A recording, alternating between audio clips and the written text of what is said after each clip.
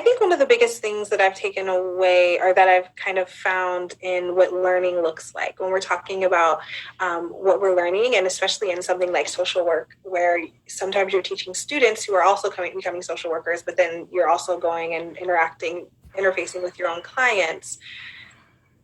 It's so much, there's all this conversation about like diversity and inclusion and these very umbrella terms for tokenism, or these very umbrella terms for how to make ourselves feel better. It's not necessarily about diversifying and actually being inclusive. It's about meeting check marks so that you can say you're diverse or you can say you're inclusive. And especially in the world of academe, when we're looking at the root of it is teaching, like what are we teaching from? Where are we teaching towards? And I've really been imploring people, my readers and the people who follow my work, to start questioning, what are we even learning? What are we even learning? Why are we learning it? And who are we learning it from? And when we think about fields, anthropology, sociology, that are deeply rooted in colonialism, that are deeply rooted in the settler state, that are deeply rooted in having nothing to do with interacting with the actual people they're studying. I was taking a course at Columbia, and one of the biggest things that I took from it was us asking the question, when have we ever studied white people? There's no white studies. We study African Americans, we have Black studies, we have what was like Oriental studies, we have Indigenous studies. And a lot of, if you look through books, it was so funny. I was looking through this book. I have it right here on my desk. I was kind of looking over this to be a part of this conversation. It's called Just Another Southern Town, Mary Church Terrell and the Struggle for Racial Justice in the Nation's Capital. And I'm always out at bookstores. I grab it. So I'm flipping through it today. It's literally written by a white woman. Like, why? Like, why? There's so many people doing race work in academia who would benefit from the value of being able to be published with information that they can speak from empathetically. But like, I'm questioning what I can trust from here. I'm questioning her biases. I'm questioning who she learned from. I'm questioning who her advisors were, who were like, yeah, go ahead and write about Mary Church Terrell and the racial struggle. Like, what? Like, there's so much that we have created as the norm of who gets to be the knowers and who gets to be known. She thought that she knew more than whoever else could have written this book, and her advisors affirmed her. The university she was at affirmed her to say, you're the perfect person to write this. And so when we think about how we're learning and what we're teaching, it's so much more than like, how can we have more Black people in the classroom? It's who are we teaching gets to know and gets to be known. And in this space of social work in particular, but also just academia in general, we have to start decolonizing the syllabus first. Like, the lens through which we're learning, who are we learning from, who gets to be the knowledge producers, and who we need to redefine the canon.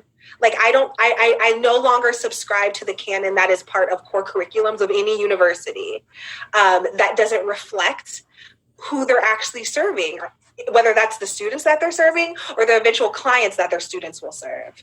And there's a deep frustration in me around us grappling with who gets to know and it's rooted in so much tradition. America loves tradition. It's their favorite thing. America loves to feel like they have a grip on something that's meaningful because it was there for a long time. But we as African Americans know what has been meaningful to you for a long time has been deeply harmful to us for a long time. And in the work that I do, I often say, your heroes are not my heroes. Your canon is not my canon. Your experts are not my experts. And so really reevaluating where we hold value in knowledge production is, I think, the first step. It's even more than getting more Black professors. It's even more than getting more Black students in the classroom. Yes, those things absolutely need to happen immediately, but it's not going to matter if we still only value the teaching voices of old white men who did this work in a way that was very destructive and colonizing, and in no way actually, and especially if we think about social work, like, and the way we come into it. Okay, I want to help people. I want to be a part of my community. I want to work with my community. Nothing a white man tells me is going to apply to my community. It's going to apply to how I do my work. It's going to apply to it's so funny that just even in this conversation earlier, Sarah, when you said what had occurred, and then when Sequoia and I were laughing, because that's such a Black term that we use in our community to say, so what had happened was, it's like a funny thing that we say in our community. There's no reason for you to have known that because it's probably not something that's being said around your house. But in this conversation where there's two Black women who have taken an entire meaning out of something you naturally said, that's the type of relatability people deserve in how they're showing up in their communities. And so small things like that, small things like culture, that's just like hashtag for the culture, to know that this is something that's funny to us because it's part of like the National Black Joke Association. I don't know, whoever decides on us all knowing and laughing at the same things, which happens in other cultures as well. But those types of small things matter to say, I'm able to sit in a space and laugh at something and be comfortable about it. And I don't care whether the other people who are in the room understand it or not. Mm-hmm. But with whiteness has to be the center. Whiteness has to be the norm. Whiteness has to be the default. And we have to change the assumption of that. The assumption that whiteness is the default and everything else is an other, and everything else needs to be diversified in to assimilate to whiteness, as opposed to whiteness assimilating to the way that the world exists now. And I don't think we've made that shift because we're still saying, I almost said a cuss word, because we're still saying diversity and inclusion, more diverse than white and including other people. Mm. Okay. Mm. Can I just say that I had a conversation where I was letting the faculty at a curriculum meeting know that the importance of looking at authors and who's writing the content, and that students want to see authors that look like them, right? They represent who they are. And there was such a amount of confusion around that conversation. And when I tried to explain it a little bit more, they started to go through some of the classes and the books that we used, right?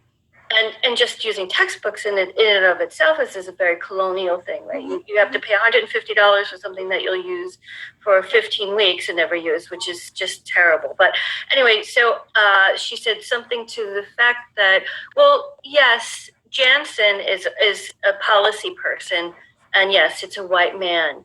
And then the next word was, but he's the go-to. He's what everybody uses. Isn't it so interesting the way that we make institutions an institution and pretend like it's not just a bunch of individual people. Like we act like it's some godly force that like, oh, it's just the institution, it's just the canon, it's just the way that it is. No, it's a bunch of us saying, it's a bunch of us agreeing. We can disagree. We all agree. Oh man, I wish I could remember so much who said this to me. I'm going to think about it because I hate to not cite people, but it's only Tuesday because we all say it's Tuesday. There's literally no one telling us that. There's zero rules that make it Tuesday. So we have to really remember that we can make new decisions. And to speak to that, Sarah, it's so funny that you say that people had so much like confusion around the concept of looking at the syllabus. I often say white people make race rocket science. They can go to the moon, but when you ask them to question race for 2 seconds, they're like, what? Like, this is too complicated. This is too, like, it's really not. But it's a colonial tactic. It's a tactic of white supremacy to say what you have to say. It's really funny to say what you have to say it's gaslighting, really. So they were gaslighting you. They were saying what you have to say isn't applicable because I don't care. And so then they make you sound crazy and say like, oh, well, it's like you're being irrational. We are just doing what has always been done. And that's classic gaslighting that we see and y'all know you're social work. That's what we see in relationships, what we see in work, employee-employer relationships, the gaslighting to maintain power. And that's really what it is. And so they are literally participating in white supremacy by gaslighting you into not really bringing up the topic that this needs to be questioned. And that's the small underlying participation, the constant participation in gaslighting to say, what you're saying isn't true, what you're saying isn't real, and what you're saying doesn't affect me, so it shouldn't affect everyone else.